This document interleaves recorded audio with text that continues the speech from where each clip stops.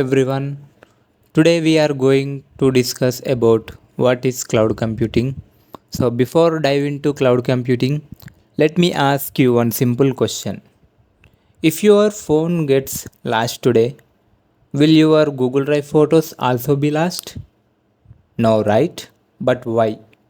Your phone is gone, but your data is still safe.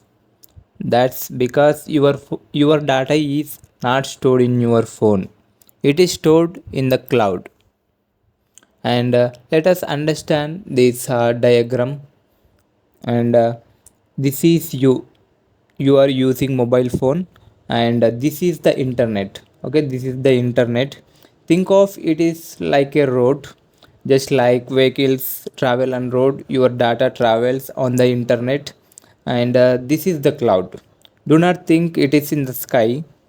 Cloud simply means powerful computer somewhere else, and these are the data centers, real buildings where thousands of computers are running 24 by 7. Okay, and first let us understand this again. In your mobile, first you select a photo from your phone, and that the photo travels through the internet, and it reaches to the cloud.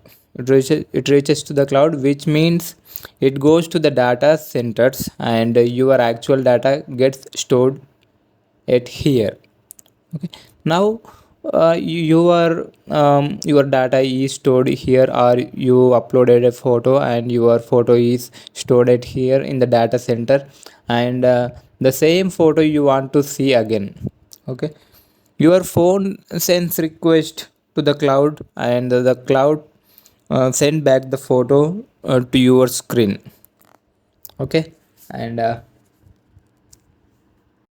now let us talk about what is mean by cloud computing.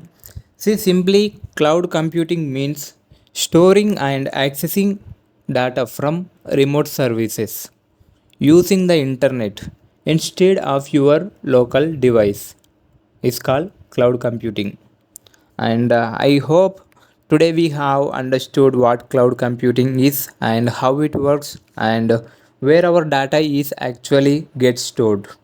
And in the next video we will see the benefits and challenges of cloud computing, and why companies prefer cloud over traditional system.